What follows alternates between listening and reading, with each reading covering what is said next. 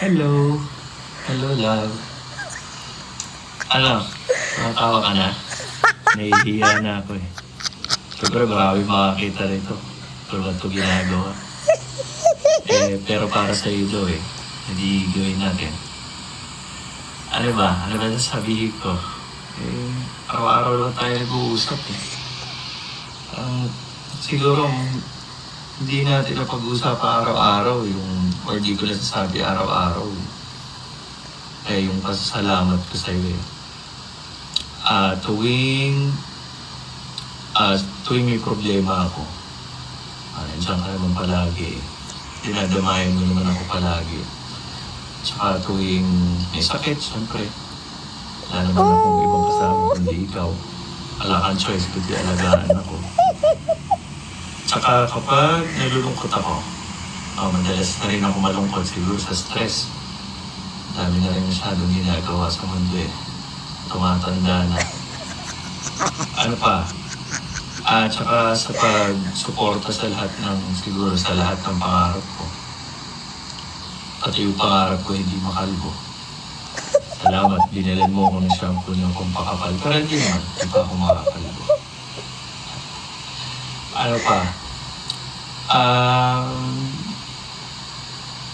Wala eh. Siguro, pwede natin ding sabihan ng message or wish si Lord din eh, para sa akin eh.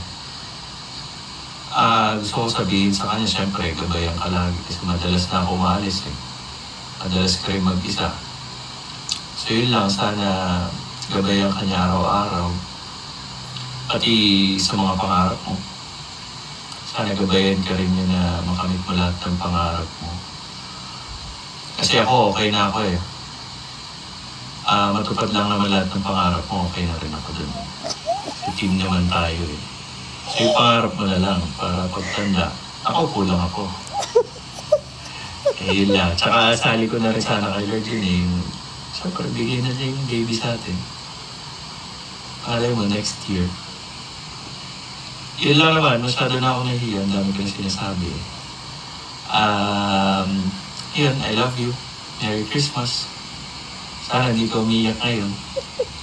Sana wala rin ako dyan para hindi ako lalo nahihiya. Yan. Thank you. Bye-bye. Bye. Bye. Anak, cute. Buti na pasalita ito ng ganito.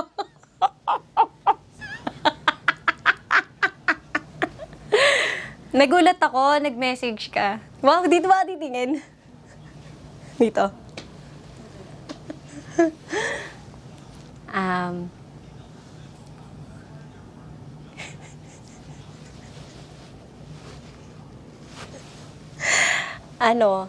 Thank you, love, sa message mo. Alam ko naman na hindi ka masyadong nagsasalita. Pero nag-message ka. Yun, katulad nga nung nabanggit ko, di ba parang 2024 more on moving on. So, ikaw yung nakakakita ng mga side ng buhay ko na hindi nakikita ng iba. So, thank you kasi lagi kang nandyan for me. Kung yung iba nakikita na lagi masaya, ganyan. Pero ikaw, lahat ng init ng ulo, ng inis, nasasalo mo. Lahat ng mga pangit na ugali nakikita mo pero nagstay ka. And ikaw yung takbuhan ko talaga. So, sorry kapag kunwari mainit din yung ulo ko minsan. Kasi nga, sa'yo ko lang napapakita lahat eh.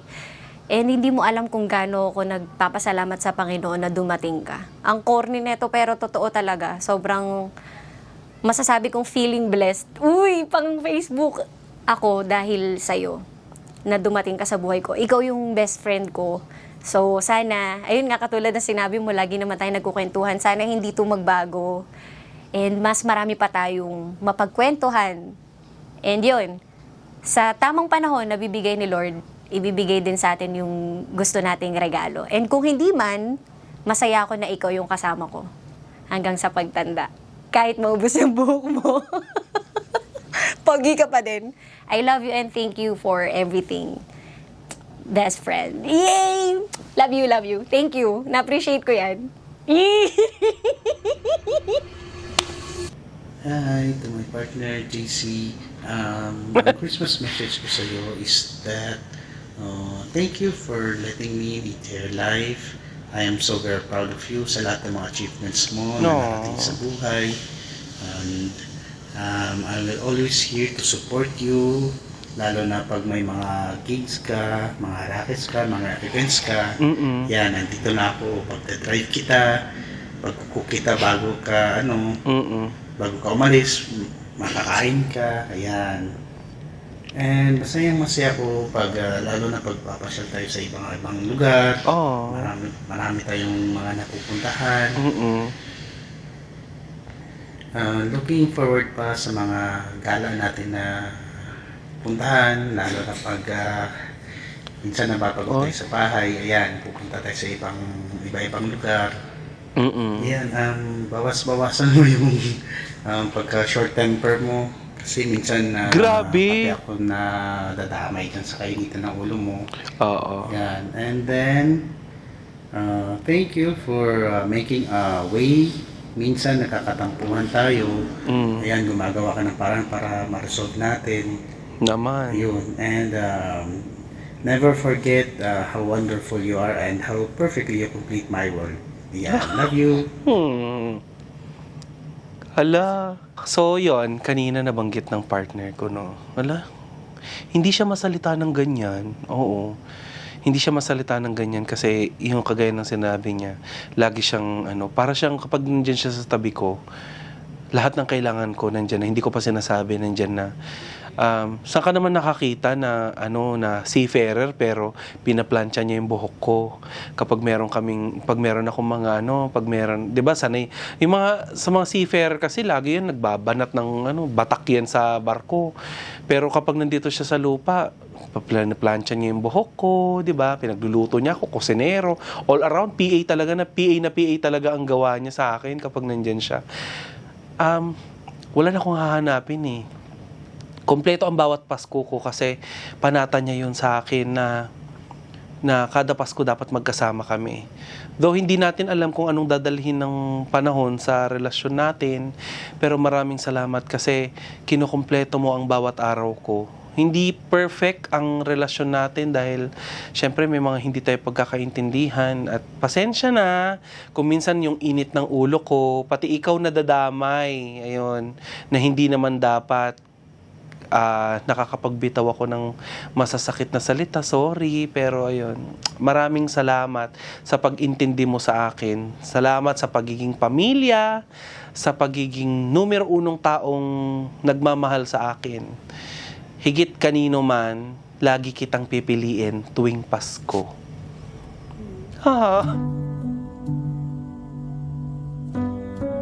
Naiyak ako kasi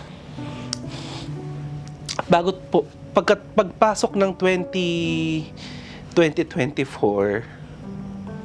siya nagbantay sa akin sa ospital nung muntik na ako ma-mild stroke. Muntik lang naman. So, hindi pa rin masaya yung mga basher ko. Yun, siya yung nagbantay sa akin. Tapos nakita ko talaga na, love talaga niya ako kasi sinusubuan niya ako, hindi ng kung ano. Pagkain, syempre, Toby naman ang bastos mo talaga. Ayan, naiiyak lang ako kasi hindi masalatang tao. Masarap talagang makapakinig ng salita mula sa mga taong hindi mo ina-expect. Bibigay sa'yo ng words. Ayun. Wala lang. Pinaiyak nyo naman ako. Saya-saya ko kanina sabot. Nagla-live ako sa TikTok. Ayan. Anyway, thank you. I love you. Merry Christmas. Merry Christmas, mga pangga. Hi, Mamika! So, pamikila tayo mag-greeting sa'yo.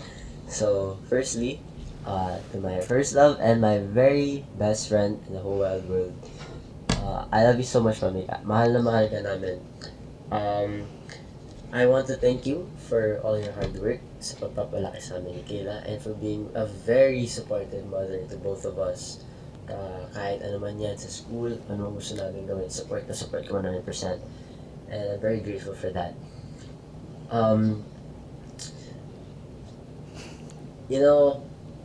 Sabi ko na paglaki ko, gusto ko makatulong sa'yo.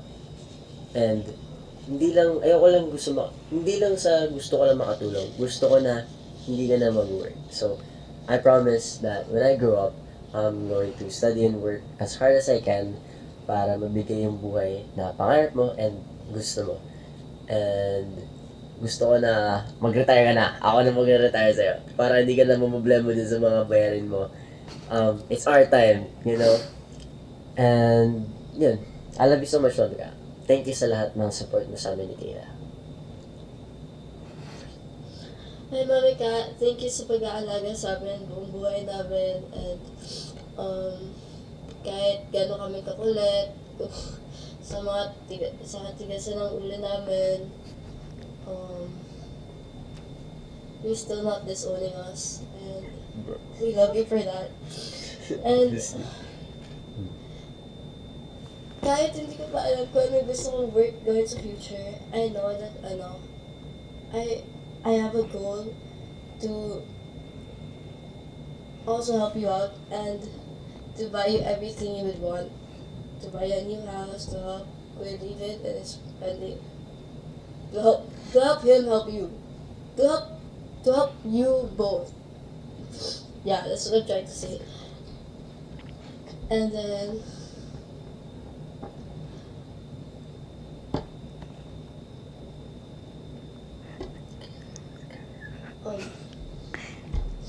sana lagi kang healthy, Mika, and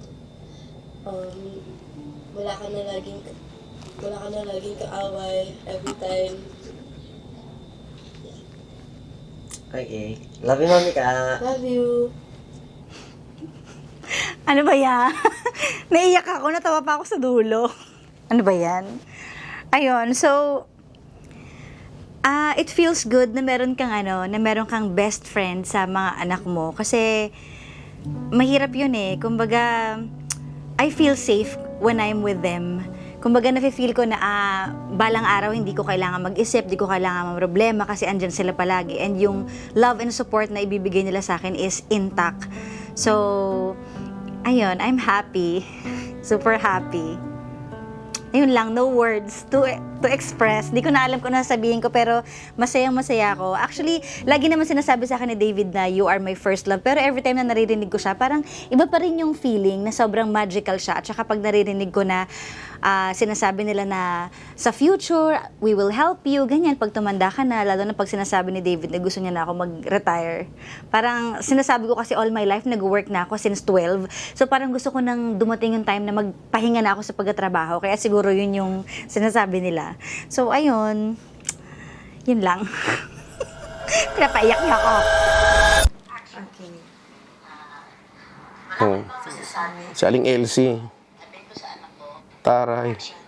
Okay, wala ko ibang masasabi kundi sabihin ko sa anak ko, unang-una, ipapasalamat Nonchalant ako si Mang Heidi. sa lahat ng naging anak. Ibig sabihin, sa lahat ng magulang na Sige, Aling Elsie, kaya mo yan. Aasa, Go. para bang umaano na maging anak, Mhm. siguro ikaw na yun. Dahil sa totoo lang, masalamat ako sa oras na, anumang oras, kahit nasa trabaho ka, at ako'y nag-message sa'yo at kailangan ko yung tulong mo ba, kumbaga, na nagkakaroon kami ni Papa mo na may problema kami, andyan ka. Oh. So, ayun, at saka hangad ko lang na sana na sa araw-araw na pagbabiyahe mo, pagdadrive mo, papunta ka sa trabaho. Ito na, the driving. Mag-ingat-ingat ka. Kasi lalo pat ikaw napakakaskaser. Tignan mo. Kaya totoo lang. Sabi Ako'y ko na nga masyadong ba. nangangambag. Huwag kayo maniniwala dito kay Talaga. Aling Elsie. Yan lang naman ang Maingat ako mag-drive. ko sa'yo, parang Kung nanay ko talaga. reklamo ko sa'yo. Pwede bang magpalit Pero ng nanay? bilang isang anak, Chas! ang swerte namin ni Papa mo sa'yo. Oh, So, yun lang anak. Sana, drama. kung ano man ang pangarap mo pa sa buhay, Yumaman. makamtan mo. Pangarap ko, Okay? teka lang ipapost ko At to, maraming salamat. pangarap ko, sabihin mo sa akin na prank lang ang buhay natin na ito, mayaman talaga tayo, ubod natin ng yaman. Yung mga challenges, ano lang yan, pagsubok lang sa'yo yan, na tinitest ka lang namin, pero mayaman talaga tayo. Yun, ang gusto ko talaga. Pero Maraming yun. salamat at ngayong taon, sa tagal ng panahon, na hindi tayo nagsasama-sama ng Pasko. Ngayon talagang Oo nga. hindi ko ba maipaliwanag kung anong nararamdaman ko. Pero Habang si Mang Jaime, masaya ako. nonchalant sa gilid. At happy. Merry Christmas, anak, at Happy New Year. I Ah. love you. Tari, I love you. Ikaw naman na pa. Salita kami dyan. Okay. Ba, napagsalita niyo si Mang Jaime? Ah. Sa tagal na namin nasa ibang bansa, Oh. Ay. Ulit niya. Ayun. sa tagal na namin nasa ibang bansa, at for the first time na kami ngayon nagsama, nagkita at sama-sama ngayong taon na to, Diba ang hina ng boses? masaya ako na Parang hindi daw. buong pamilya ay nagsama. Masaya daw siya. Ang masabi ko lang sa kanya na sana mag-iingat sa kanyang pagmamaneho kasi nakikita ko Talagang yung pagmamaneho ko yung sitwasyon na dinadaanan niya dito na kailangan talagang konting ingat para sa tuwing papasok siya na maging safe. So yun yung highlight, yung pagmamaneho ko. Buhay niya, parang gano'n ba. Tapos may para sa kanya, ako may tiwala sa kanya, sa kanyang kakayahan. Kaya sana Tiwala sa kakayahan. mas higit pa sa sunod ng mga taon na dumarating para sa kanya. Yun lang. Happy Christmas. Kino-coach pa ni Aling Elsie. Hindi na lang hayaan magsalita. Diba? Tinatawanan ni Nicole. Bakit? Buti nga na pagsalita nyo si Mang Jaime, hindi yan nagsasalita kung hindi mo i-remote na ganon. O, diba? O, ayun na nga. So, ang highlight ay mag-ingat sa pagmamaneho. Yun ang highlight. So, ang message ko naman sa kanila, wag silang reklamador sa pagmamaneho ko dahil nakasakay na nga sila. pero thank you, maraming salamat. Hindi ka naman daw makakapili talaga ng magiging magulang mo, 'di ba? Ganoon naman 'yun eh. 'Di ba? Sila 'yan, 'di ba? At wala naman akong reklamo doon dahil I've got for me, of course, the best mom and dad, the best father and the best mother of all time, like there's no tomorrow habang tumalsik yung laway ko. So, yeah. Masaya din na magsasama tayo ngayong itong Pasko dahil hindi ko alam. Bata pa wala pa yata akong muwang nung huling nagkasama-sama kami. Tayo as a family, no. So, ito ulit 'yan. So, driver nyo ako ngayong December. Huwag na kayo magrereklamo sa pagmamaneho ko. Parang awa nyo, safe naman. Ano ba? Baka naman isipin ninyo ba ang issue ng pagmamaneho ko? Hey, wag kayo maniniwala masyado doon. Safe lang ako, hindi lang talaga sila masyadong sanay kapag medyo mabilis. As if naman makakapagmabilis tayo, traffic naman lagi, lalo na sa SLEX. Yun lang. Gusto mo yung message na pagalitan pa ako.